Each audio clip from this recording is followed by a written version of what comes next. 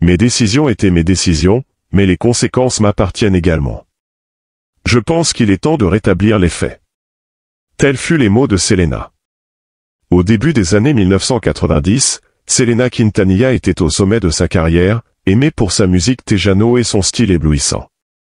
Son ascension vers la célébrité américaine a été brusquement interrompue par son meurtre tragique aux mains de Yolanda Saldívar, le 31 mars 1995. Saldívar, présidente du fan club de Selena, a tiré sur Selena après avoir été surprise en train de détourner des fonds.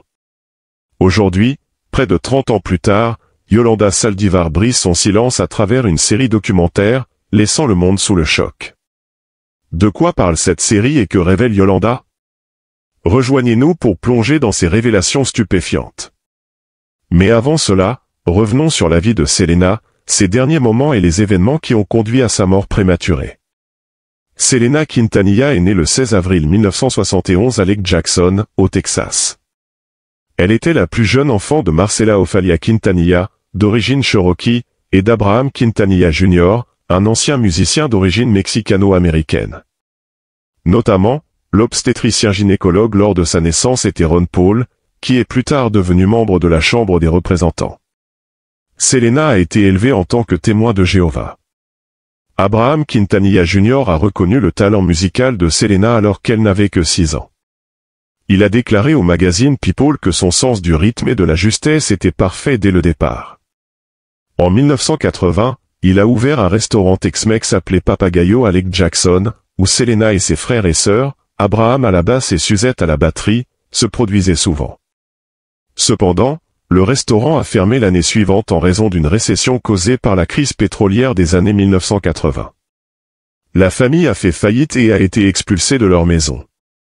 Ils ont déménagé à Corpus Christi, au Texas, où Quintanilla Jr. est devenu le manager du groupe nouvellement formé, Selena y Los Dino, en promouvant leurs performances dans les coins de rue, les mariages, les quinces et les foires pour joindre les deux bouts.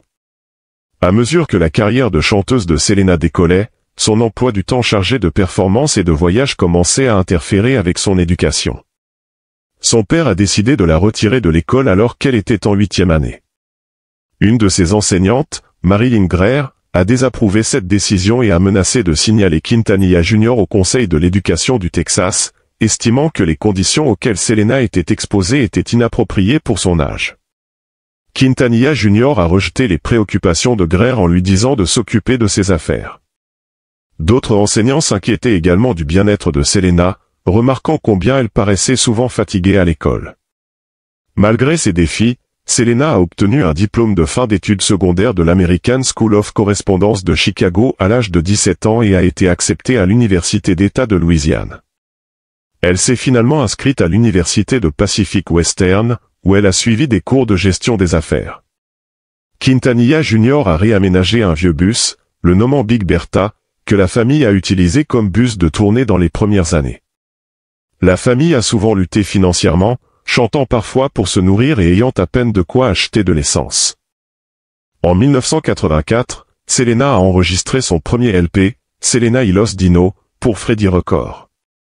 Bien que Selena ait voulu enregistrer des chansons en anglais, son père a insisté pour qu'elle se concentre sur la musique tejano, un genre dominé par les hommes, avec des paroles en espagnol et des influences allemandes comme la polka, le jazz et la musique country, populaires parmi les Mexicains aux États-Unis. Pendant les sessions d'enregistrement, Selena a dû apprendre l'espagnol phonétiquement avec l'aide de son père. Pour promouvoir l'album, Selena est apparue sur le Johnny Canal Show, une émission de radio populaire en espagnol, et y est restée fidèle pendant plusieurs années. Le musicien Rudy Trevino, fondateur des Tejano Music Awards, l'a découverte et elle a remporté le prix de la chanteuse de l'année en 1987, titre qu'elle a conservé pendant 9 années consécutives. Les promoteurs disaient souvent à Quintanilla Jr. que Selena ne réussirait jamais parce qu'elle était une femme. Néanmoins, en 1988, Selena avait déjà sorti 5 autres LP.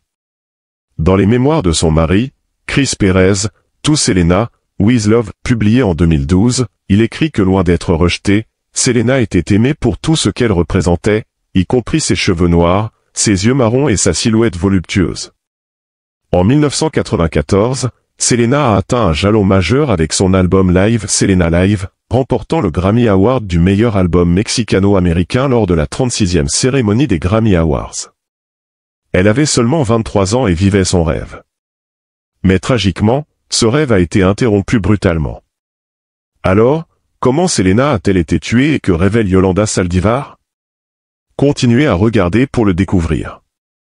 Yolanda Saldívar, née à San Antonio, n'aimait pas Selena au départ parce que cette dernière avait remporté des prix pour lesquels les musiciens tejano favoris de Saldívar avaient été nominés.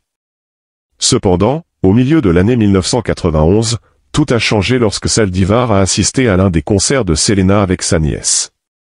Elle est devenue une grande fan, aimant particulièrement la présence scénique de Selena et la chanson « Baila esta cumbia ». Le lendemain du concert, Saldívar a essayé d'obtenir un souvenir, mais n'a pas pu en trouver, ce qui l'a déçu. Cela l'a inspiré à créer un fan club de Selena à San Antonio pour aider à promouvoir la chanteuse.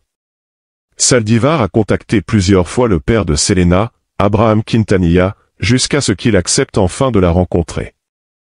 Après leur rencontre, Abraham a donné son approbation pour le fan club. En juin 1991, Saldívar est devenue la fondatrice et présidente intérimaire du fan club de Selena à San Antonio. En tant que présidente, elle était responsable des avantages pour les membres et de la collecte de $22 pour les marchandises. Quelle était la relation de Yolanda avec Selena en tant que présidente du fan club? Découvrons-le. Le fan club de Selena, dirigé par Yolanda Saldívar, offrait aux membres divers avantages tels que des t-shirts, des interviews exclusives avec Selena et son groupe Los Dinos, une newsletter et des notifications de concerts. Les bénéfices du fan club étaient donnés à des causes caritatives. Suzette Quintanilla, la sœur de Selena, était le principal contact entre Saldívar et la famille Quintanilla, car Saldívar n'a rencontré Selena en personne qu'en décembre 1991. Au fil du temps, Saldívar et Selena ont développé une amitié étroite et la famille Quintanilla en est venue à lui faire confiance. En 1994, Saldívar avait enregistré plus de 8000 fans et, selon la journaliste et animatrice de télévision Maria Celeste Arrara, elle est devenue l'assistante la plus efficace que Selena ait jamais eue. Désireuse d'impressionner Selena, Saldívar faisait tout ce que Selena lui demandait, allant même jusqu'à quitter son emploi d'infirmière à domicile pour gérer le fan club à plein temps, malgré un salaire moindre. En 1994, Selena a ouvert 2 boutiques, une à Corpus Christi et l'autre à San Antonio, chacune avec un salon de beauté intégré. En raison de l'emploi du temps chargé de la famille, le père de Selena, Abraham Quintanilla, a pensé que Saldívar serait une bonne gestionnaire pour les entreprises en raison de son succès avec le fan club. La famille a accepté et en janvier 1994, Saldívar est devenue la gestionnaire des boutiques. En septembre de cette année-là, Selena a également nommé Saldívar comme son agent à San Antonio. Saldívar a déménagé de San Antonio Sud à Corpus Christi pour être plus proche de Selena. Malgré la méfiance initiale d'Abraham, la famille n'a rien vu de suspect dans le comportement de Saldívar. Les plaintes concernant Yolanda Saldívar ont commencé à émerger de la part du personnel des boutiques de Selena. Ils ont rapporté que bien que Saldívar soit amicale en présence de Selena, elle maltraitait tout le monde en son absence.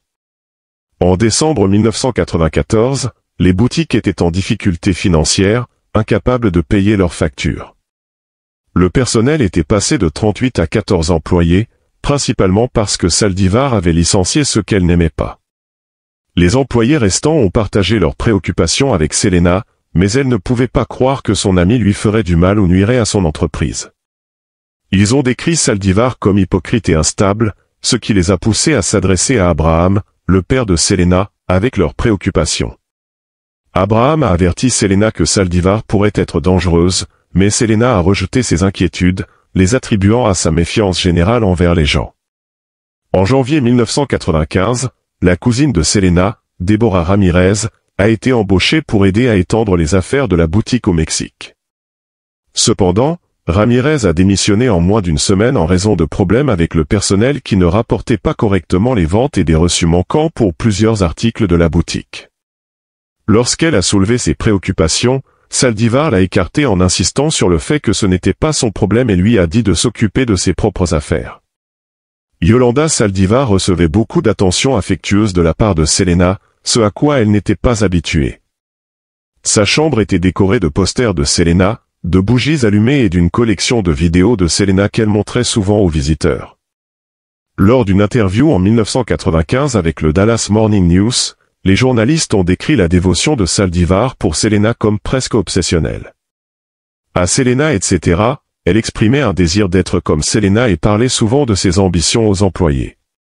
Selon un ancien employé qui a souhaité rester anonyme, Saldivar était très possessive de sa relation avec Selena. Elle essayait de contrôler Selena en la tenant à l'écart des autres employés, prétendant que c'était pour la protéger des problèmes mineurs de gestion de la boutique. En plus de ses responsabilités aux boutiques, Saldivar accompagnait fréquemment Selena lors de ses voyages et avait même les clés de la maison de Selena. Au fur et à mesure que le rôle de Saldivar s'étendait dans les affaires de Selena, leur relation a commencé à se détériorer. En septembre 1994, Selena a rencontré Ricardo Martinez, un médecin basé à Monterrey, qui était intéressé à l'aider à étendre ses affaires au Mexique. Martinez est devenu le conseiller commercial de Selena, bien que sa famille le considère comme juste un autre fan malgré sa présence dans plusieurs photos avec elle. Saldivar est devenue jalouse de la dépendance croissante de Selena envers Martinez, qui a commencé à envoyer des fleurs à la chambre d'hôtel de Selena. Cette jalousie a encore tendu leur relation. À mesure que les événements de la fin 1994 et du début 1995 approchaient, Saldivar se rendait souvent à Monterrey pour aider à ouvrir une autre boutique Selena au Mexique.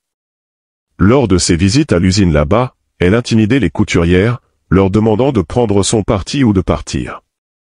Yolanda Saldivar recevait beaucoup d'affection de Selena, ce qui la poussait à être possessive et contrôlante.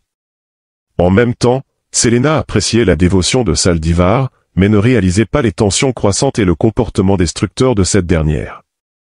Leur relation a continué à se détériorer, culminant dans les événements tragiques du 31 mars 1995. Alors, comment Yolanda a-t-elle exécuté ses plans et comment Selena a-t-elle été tragiquement assassinée? Restez avec nous pour découvrir ces détails. En janvier 1995, Abraham Quintanilla a reçu de nombreux appels et lettres de fans mécontents qui se plaignaient de ne pas avoir reçu les souvenirs promis malgré le paiement de leur cotisation au fan club. Pendant ce temps, les employés des boutiques de Selena à Corpus Christi et San Antonio ont remarqué une augmentation des factures impayées que Saldivar ne pouvait pas expliquer de manière satisfaisante. Après une enquête approfondie, Abraham a découvert que Saldivar avait détourné plus de 60 000 $ en falsifiant des chèques du fan club et des boutiques.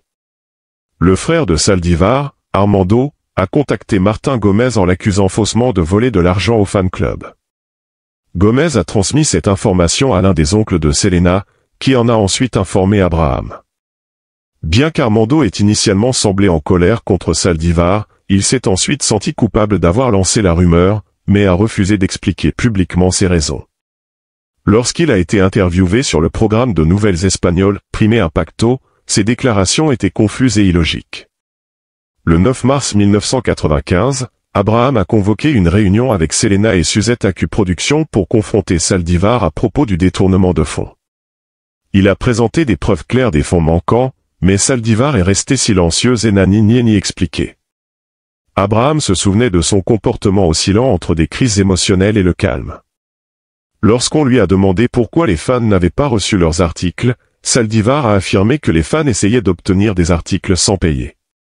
Cependant, une enquête plus approfondie a révélé que Saldivar avait ouvert le compte bancaire du fan club au nom de sa sœur Maria Elida.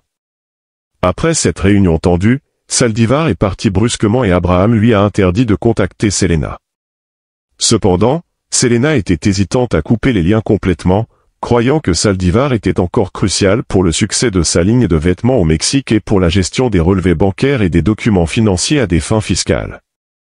En conséquence, le nom de Saldivar est resté sur la liste de paix jusqu'à ce que ces documents financiers essentiels puissent être récupérés, bien qu'il y ait des plans pour la licencier. Le lendemain de l'interdiction de contact avec Selena, Abraham a expulsé de force Saldivar de Q Productions. Le même jour, Selena et Saldivar ont eu une violente dispute téléphonique au cours de laquelle Selena et son mari ont exprimé leur mécontentement face aux explications de Saldivar sur les articles manquants. Selon Abraham, Saldivar a tenté de tuer Selena à 4 reprises. Le 10 mars 1995, Selena a retiré le nom de Saldivar du compte bancaire de la boutique et l'a remplacé en tant que présidente du fan club. Le lendemain, Saldivar a acheté un revolver Toru modèle 85 calibre .38 et des balles à pointe creuse dans un magasin d'armes à San Antonio, affirmant qu'elle avait besoin de l'arme pour se protéger en raison de menaces de la part des membres de la famille d'un patient à son travail d'infirmière à domicile. Le 13 mars, Saldivar a rendu visite à son avocat pour rédiger une lettre de démission, ce qu'Abraham soupçonnait être une partie d'un plan. Ce même jour, alors que Selena était à Miami, Saldivar s'est rendu à Corpus Christi et a pris une chambre au motel Sandency. Abraham croyait que c'était sa première tentative pour tuer Selena. Lorsque Selena est revenue à Corpus Christi le 14 mars, Saldivar l'a contacté pour organiser une rencontre, invoquant la circulation dense et la dirigeant vers un parking à 40 km de Corpus Christi. Lorsque Selena est arrivée, elle a rassuré Saldivar qu'elle pourrait continuer à gérer ses affaires au Mexique et qu'elle l'aiderait avec les relevés bancaires et les documents financiers à des fins fiscales. Selon Saldivar et Chris Perez, Abraham croyait que cette assurance avait calmé Saldivar et l'avait dissuadé de tuer Selena sur place. Le lendemain, Saldivar a rendu l'arme, affirmant que son père lui avait donné un pistolet calibre .22. Comme cette première tentative n'a pas fonctionné, Saldivar a-t-elle abandonné ou a-t-elle essayé à nouveau? Continuez à regarder pour en savoir plus. Saldivar a volé un échantillon de parfum et des relevés bancaires supplémentaires à Selena alors qu'elle était au Mexique. Elle a ensuite accompagné Selena lors d'un voyage au Tennessee où Selena terminait l'enregistrement d'une chanson pour son album Crossover. Pendant ce voyage, Selena a remarqué que certains relevés bancaires manquaient et a demandé à Saldivar de les rendre une fois de retour au Texas. Le 27 mars 1995, Saldivar a racheté l'arme et a demandé à Selena de la rencontrer seule dans une chambre de motel. Cependant, la nouvelle de l'arrivée de Selena s'est rapidement répandue et des fans l'ont entourée, contrecarrant le plan de Saldivar. Abraham croyait que la présence des fans, créant de nombreux témoins, avait involontairement empêché une deuxième tentative d'assassinat. Abraham a affirmé que la troisième tentative a eu lieu lors du voyage de Saldivar à Monterrey à la fin du mois de mars. Le 29 mars, Saldivar a passé des appels frénétiques à Ricardo Martinez, affirmant qu'elle avait été agressée. Le lendemain, Martinez a reçu un autre appel de Saldivar pendant lequel il a entendu une lutte. Inquiet, Martinez a envoyé un employé pour vérifier sa situation à sa chambre de motel, mais elle était déjà partie. Le 30 mars, Saldivar est revenu de Monterrey et a pris une chambre au Daisy à Corpus Christi. Elle a contacté Selena, affirmant qu'elle avait été agressée, ce qu'Abraham soupçonnait être une nouvelle couverture. Saldivar a demandé à Selena de la rencontrer seule dans sa chambre de motel, mais le mari de Selena, Chris Perez, l'a accompagnée. Perez a attendu dans le camion tandis que Selena entrait seule dans la chambre de Saldivar. En conduisant Selena chez elle, Perez a réalisé que Saldivar n'avait pas donné les bons relevés bancaires. Saldivar a urgemment appelé Selena, affirmant qu'elle saignait et qu'elle avait besoin d'aller à l'hôpital. Abraham croyait que Saldivar essayait de faire revenir Selena seule au motel. Perez a conseillé à Selena de ne pas y retourner, mais elle a accepté de rencontrer Saldivar le lendemain matin sans le dire à Perez. Le 31 mars 1995, Selena s'est rendue seule au Daisy pour rencontrer à nouveau Yolanda Saldivar, dans l'intention de récupérer les documents restants qu'elle n'avait pas reçus lors de leur précédente rencontre. Pendant leur conversation, Saldivar a dit à Selena qu'elle avait été agressée lors d'un récent voyage au Mexique. Inquiète pour Saldivar, Selena a décidé de l'emmener à l'hôpital ce matin-là pour obtenir de l'aide. Cependant, à leur arrivée à l'hôpital, on leur a dit qu'un examen complet ne pouvait pas être effectué parce que Saldivar n'était pas résidente et que l'incident s'était produit hors de la juridiction de l'hôpital à Corpus Christi. Une infirmière qui les a assistés se souvenait plus tard que Selena semblait frustrée car Saldivar donnait des détails contradictoires sur l'agression supposée. Après avoir quitté l'hôpital, elles sont retournées dans la chambre de Saldivar au Daisy. C'est là que le drame s'est produit. Dans la chambre 158, une confrontation a eu lieu entre les deux femmes. Un employé de maintenance du motel a entendu un bruit fort ressemblant à l'explosion d'un pneu, puis a vu une jeune femme en survêtement courir en hurlant tandis qu'une autre femme la poursuivait avec une arme. La poursuite s'est arrêtée avant d'atteindre le hall, et la femme avec l'arme est retournée dans sa chambre. Pendant ce temps, Selena a couru dans le hall du motel, cherchant de l'aide auprès du personnel. Elle s'est effondrée, saignant d'une blessure par balle dans le dos. Avec ses derniers souffles, elle a nommé son agresseur, Yolanda Saldivar. Ruben de Leon, le directeur des ventes du motel, se souvenait des derniers moments de Selena. Il a dit qu'elle l'avait regardé et avait dit Yolanda Saldivar avant que ses yeux ne se ferment. Malgré les efforts pour la sauver, les médecins ont déclaré Selena en état de mort cérébrale à son arrivée à l'hôpital. Elle est décédée le 31 mars 1995, quelques semaines avant son 24e anniversaire. Après la mort de Selena, Yolanda Saldivar a menacé de se suicider, entraînant une confrontation tendue de 9 heures avec la police. Pendant cette confrontation, l'adjoint au chef de la police, Ken Bung, a noté que Saldivar montrait des signes de remords et avait passé plusieurs appels à sa famille. Finalement, Saldivar a été arrêté et condamné à la prison à vie pour le meurtre de Selena, sans possibilité de libération conditionnelle avant 2025. Malgré sa condamnation, Saldivar continue d'affirmer que la mort de Selena était un accident, un résultat tragique de son affection mal orientée.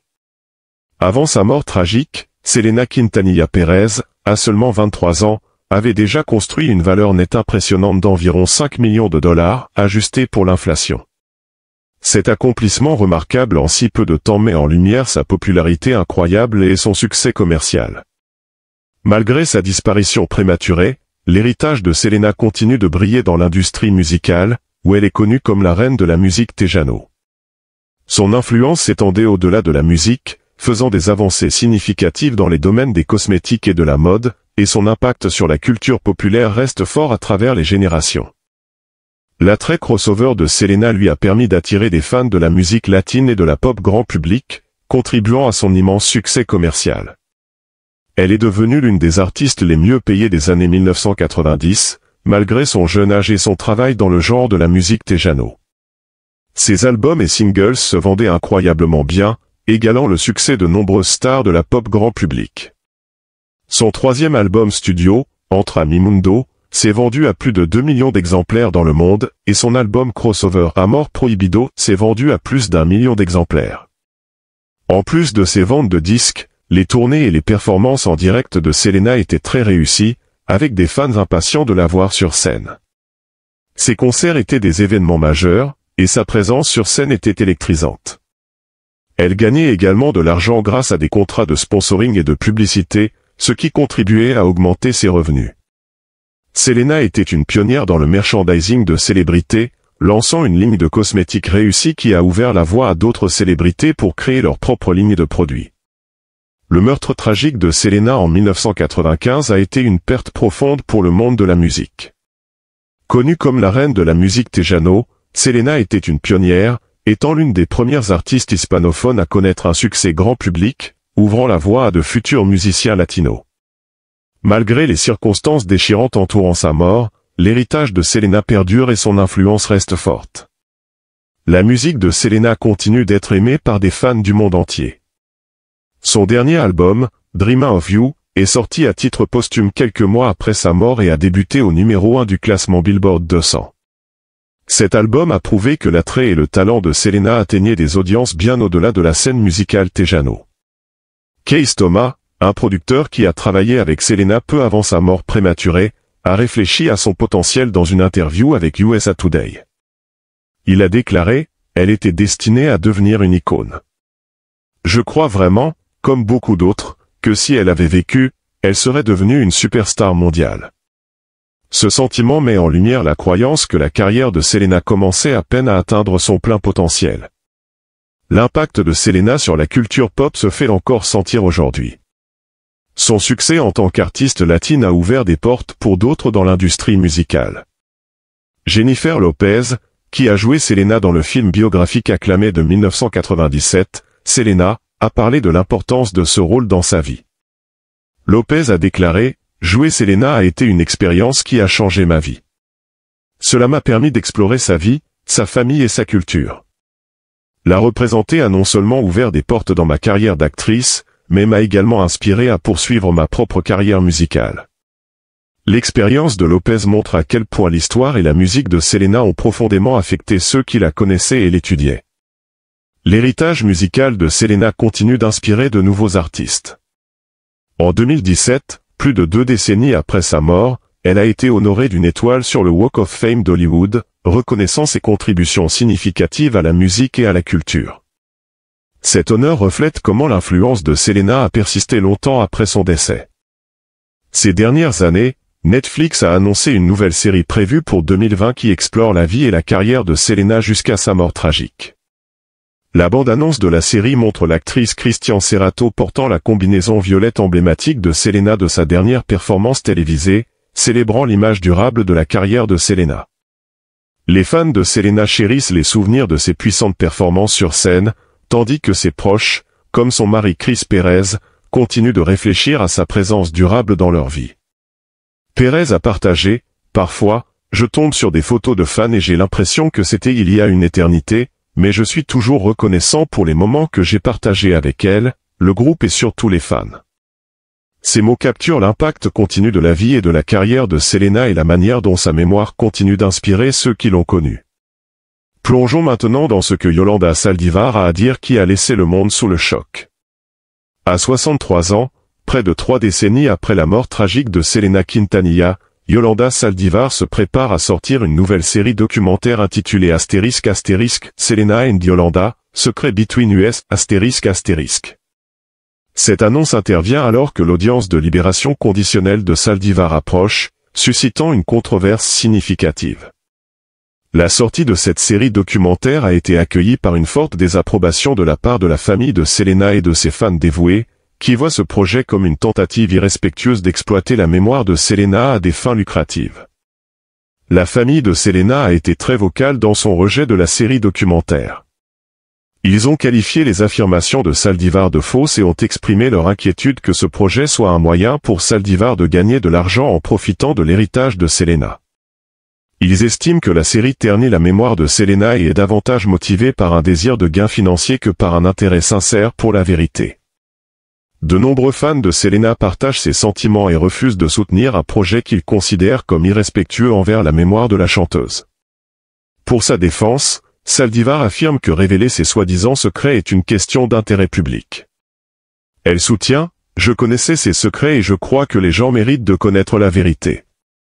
Cependant, les critiques sont sceptiques quant aux raisons pour lesquelles Saldivar ne dévoile ses révélations que maintenant. Il est en effet perplexe que Yolanda Saldivar choisisse de sortir ce documentaire maintenant, tant d'années après sa condamnation. Après tant de temps, qu'est-ce qu'elle pourrait bien dire qui changerait la perception publique des événements ou altérerait la gravité du crime qu'elle a commis? Le meurtre est un crime grave et tragique, et il semble peu probable que de nouvelles explications ou détails de la part de Saldivar fassent une différence significative dans la façon dont les gens perçoivent la situation ou atténuent la douleur causée par ses actions. Ajoutant à la controverse, la famille de Yolanda Saldivar sera également impliquée dans la série documentaire. Ils ont promis de révéler de nouveaux documents et enregistrements qu'ils prétendent éclairer des aspects cachés de la tragédie. Cela soulève la question de savoir pourquoi ces matériaux n'ont pas été présentés lors du procès original de Saldivar. Si ces documents et enregistrements étaient si importants, pourquoi n'ont-ils pas été utilisés plus tôt dans le processus judiciaire pour traiter l'affaire? Le sentiment écrasant parmi la famille de Selena et ses fans est que ce projet est une tentative mal avisée de réécrire l'histoire et qu'il ne mérite ni soutien ni attention. Que pensez-vous de cette nouvelle évolution? Partagez vos réflexions dans la section des commentaires ci-dessous. Merci d'avoir regardé cette vidéo. Nous espérons que vous l'avez trouvée intéressante. N'oubliez pas de liker et de vous abonner. Cliquez sur la prochaine vidéo affichée à l'écran pour rester à jour sur vos histoires de célébrités préférées. À bientôt!